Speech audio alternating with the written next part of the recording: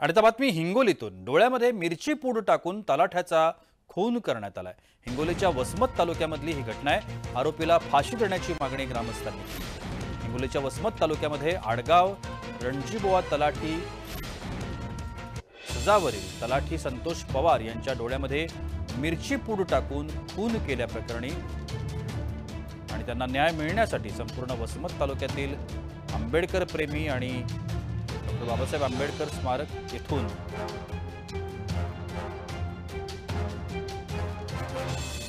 अशा पद्धतीचा हा मोर्चा काढण्यात आला होता। या सगळ्या संदर्भात आढावा घेतला आमचे हिंगोलीचे प्रतिनिधी श्रीधर वाळवंटे यांनी। पाहूया। हिंगोली जिल्ह्यातल्या वसमत तालुक्यातील आडगाव रणजीबोवा या ठिकाणी जे तलाठी आहेत त्या तलाठ्यांचा जे या ठिकाणी निर्गुण खून करण्यात आलेला आहे आणि याच अनुषंगाने वसमत शहरातील डॉक्टर बाबासाहेब आंबेडकर स्मारक या ठिकाणावरून बौद्ध बांधवांनी या ठिकाणी आंदोलन केलेलं आहे आणि तेच आंदोलन या ठिकाणी जे आहे ते आता तहसील कार्यालयात उपविभागीय कार्यालयापर्यंत जाणार आहेत आणि याच अनुषंगाने या ठिकाणी जे आंबेडकरी प्रेमी आहेत काय सांगाल दादा कशा संदर्भात? या ठिकाणी पूर्ण हिंगोली जिल्ह्यातून सर्व आंबेडकरी चळवळीचे आणि पक्षाचे सर्व पदाधिकारी या ठिकाणी आडगाव रणजीबोवा या ठिकाणी कार्यरत असलेले संतोष पवार या तलाट्याची काही जातीवाद्यांनी डोळ्यामध्ये मिरची पूड टाकून त्याची निर्गुण हत्या केलेली आहे। त्याच्या निषेधार्थ वसमत तहसील अंतर्गत या ठिकाणी उपविभागीय कार्यालय या ठिकाणी भव्य मोर्चाचे या ठिकाणी आयोजन केलेलं आहे।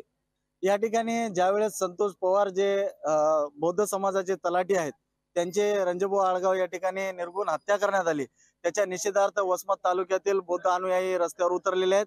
आपण काय सांगाल या ठिकाणी जे आहे ते आता आंदोलन चालू आहे, काय मागण्या आहेत? पूर्ण आमची रीतसर एवढीच मागणी आहे कायदेशीरपणे की जो पीडित शासकीय कर्मचारी ज्याच्यावर जी निर्गुणपणे हत्या करण्यात आली आणि फक्त जातीवादी या मानसिकतेतूनच ही हत्या घडलेली आहे असा आमचा थेट आरोप आहे।